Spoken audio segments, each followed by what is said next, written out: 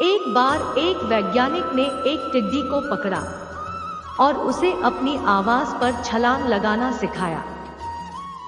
वैज्ञानिक टिड्डी से कहता कूदो। टिड्डी उसकी आवाज सुनते ही जोर से छलांग लगा देता।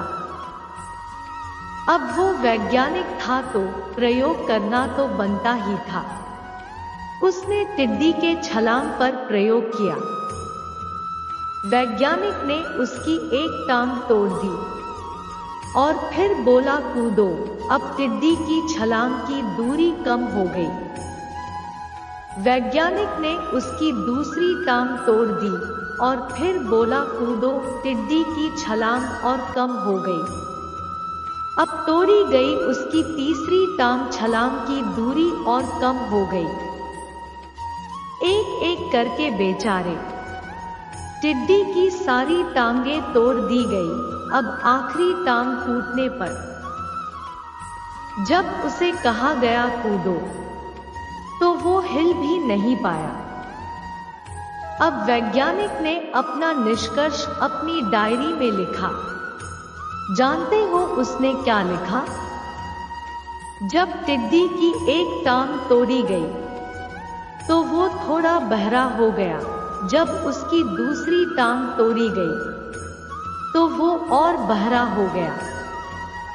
हर टांग टूटने के साथ वो और बहरा होता गया और सारी टांग टूटने के बाद वो बिल्कुल बहरा हो गया। जोर जोर से चिल्लाने का भी उस पर कोई असर नहीं हुआ। वो तो अपनी जगह से हिला तक नहीं। छलांग लगाना तो दूर की बात थी। इस कहानी को सुनकर सभी को ऐसा ही लग रहा है ना कि क्या मूर्ख वैज्ञानिक था।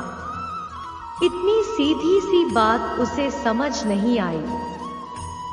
या कुछ लोग ये भी सोच रहे होंगे कि ये तो किसी बच्चे को भी पता है। ये टिड्डी की छलांग उसकी टांग टूटने की वजह से कम होती जा रही थी, ना कि वो बहरा हो गया था। पर दोस्तों, हम सभी जीवन में कई बार ऐसे ही मूर्ख बन जाते हैं। कई बार जीवन में दो घटनाएं एक साथ ऐसी घटती है कि उनका एक दूसरे से कोई संबंध होता ही नहीं। फिर भी ऐसा लगता है कि गहरा संबंध है। कभी कभी दिखता कुछ और है, हमें समझ कुछ और आता है और वास्तव में होता कुछ और है। इसलिए अगर पछताना नहीं है तो जीवन में जल्दबाजी में कोई निर्णय न लें। हमेशा समझ बूझ का इस्तेमाल करें, सावधानी बरतें, नतीजे सोच विचार कर ही निकालें। यदि आपको यह वीडियो पसंद आया हो तो आप हमारे चैनल को सब्सक्राइब करें, लाइक करें और शेयर करें। आज के लिए बस इतना ही।